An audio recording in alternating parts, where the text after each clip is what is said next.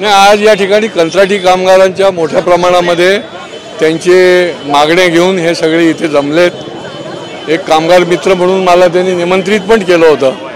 कायमस्वरूपी जे कामगार आहेत त्यांच्या 7व्या वेतनापासून ते अनेक विषय जे आहेत ते आपण मार्गी लावण्याचा प्रयत्न केला आहे, काही मार्गी लागले, पण कंत्राटी कामगार हा कणा आहे।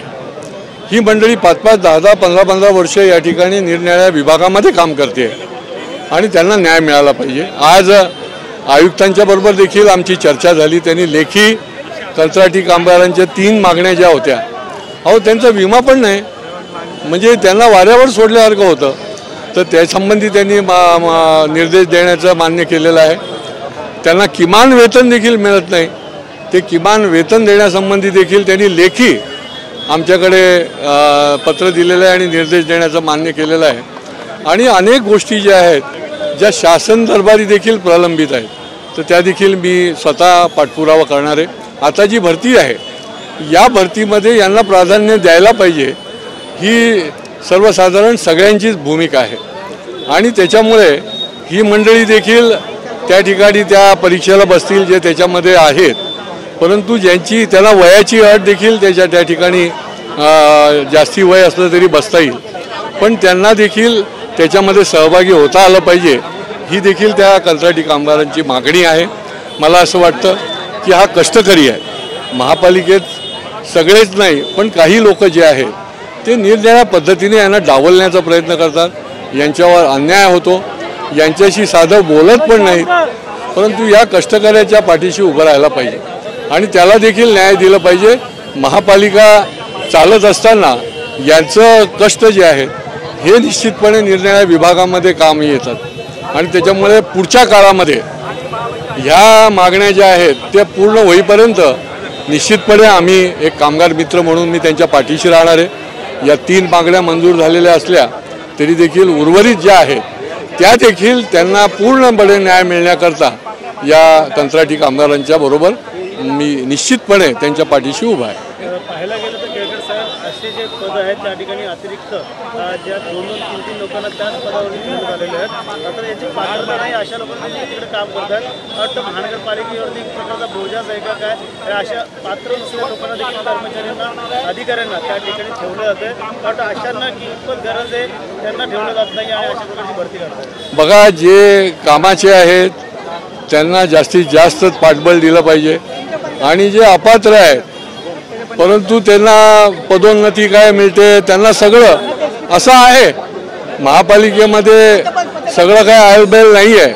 आस्थापनेमध्ये देखील बरेचसे जे गोष्टी आहेत त्या वेळेला आम्ही विधिमंडळातही काढलेल्या आहेत आणि या निमित्ताने देखील आम्ही निश्चितपणे समोर आणणार आहोत, कारण की त्या दृष्टीने तुम्ही योग्य चांगलं काम करणाऱ्या विरुद्ध अन्याय करून चालणार नाही, त्यांचा उलट पाठबळ द्यायला पाहिजे आणि ज्या चुकीचे लोक आहेत ते जे अपात्र आहेत त्यांच्यावर कारवाई करायला पाहिजे। महापालिका डबगायला आलेली आहे, कुठंतरी या तिजोरीमध्ये आता पैसे नाही आहे असं म्हटलं जातं, पण कधी टॅक्स वसूल केला जातो त्याच्यानंतर कुठं पैसे येतात, मध्यंतरी इमारतीचं थोडं कारवाई कुठंतरी शासनाने परत पैसे देण्यासाठी सांगितलं 150 कोटी ते होते। नाही, महापालिका डबगायला आली आहे की नाही हे यांनी ऑडिट रिपोर्टच दिलेला नसल्यामुळे जनतेला माहिती पण नाही पडणार। 5 वर्षाचा ऑडिट रिपोर्ट महापालिकेनं त्यांच्या वेबसाईटवर टाकलेला नाही आहे, त्यांना सांगितलेला नाही। हजारो कोटी रुपये महापालिकेत येतात, ठाणेकरांना कळणार कसं की हे पैसे कुठे गेले, कळा करता गेले, कशा पद्धतीने खर्च झाले। पैसे तर आले परंतु ते कशा पद्धतीने कुठे खर्च झाले याचा शेवटी ऑडिट रिपोर्ट लेखाजोखाच त्याच्यासमोर लोकांसमोर आल्यावरच लोकांना हे कळणार आहे आणि त्याच्यामुळे ते ऑडिट रिपोर्ट जे आहेत ते पहिले लोकांसमोर आणा। लाखो लोक ठाण्यामध्ये वाट बघतायत, जागरूक लोक वेळोवेळी सांगतायत आणि त्याच्यामुळे हे ऑडिट रिपोर्टच समोर आलेले नाही आहेत। त्याच्यामुळे अर्थकारण काय कुठल्या दिशेने चाललेलं आहे याचंच अजून कोणाला पत्ता लागलेला नाही, पण योग्य वेळेला जे म्हणून चुकीच्या पद्धतीने पैसे वापरले गेलेले आहेत त्याचा पर्दाफाश मी केल्याशिवाय स्वस्थ बसणार नाही। मोठ्या प्रमाणात वाहतूक कोणी घोडबंदर असेल मुंबई नाशिक महामार्गावरती झालेली पाहायला मिळते। बघा, आता नुकतीच माननीय मंत्री महोदयांनी देखील बैठक घेतलेली आहे. अनेक वर्ष ही जी काही खड्डामुक्ती त्याच्यानंतर वाहतूक कोंडी हा विषय जो आहे तो येत आहे.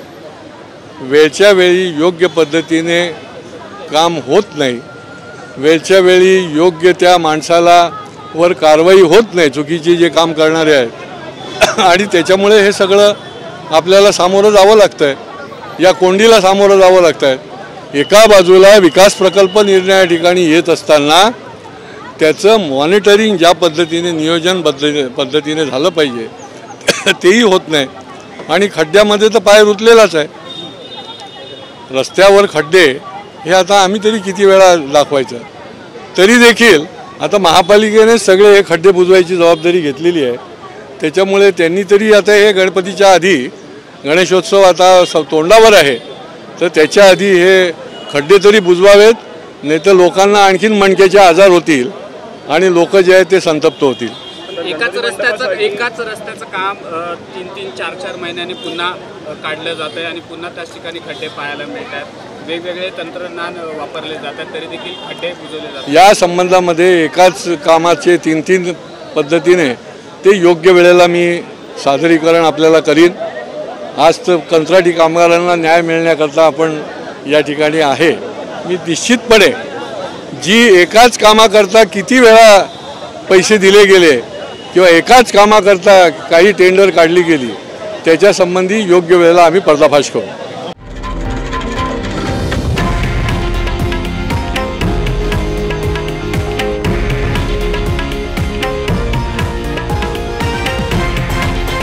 हे आहे देशातील नंबर 1 न्यूज नेटवर्क आणि आपण पाहत आहात TV9 मराठी, एकमेव.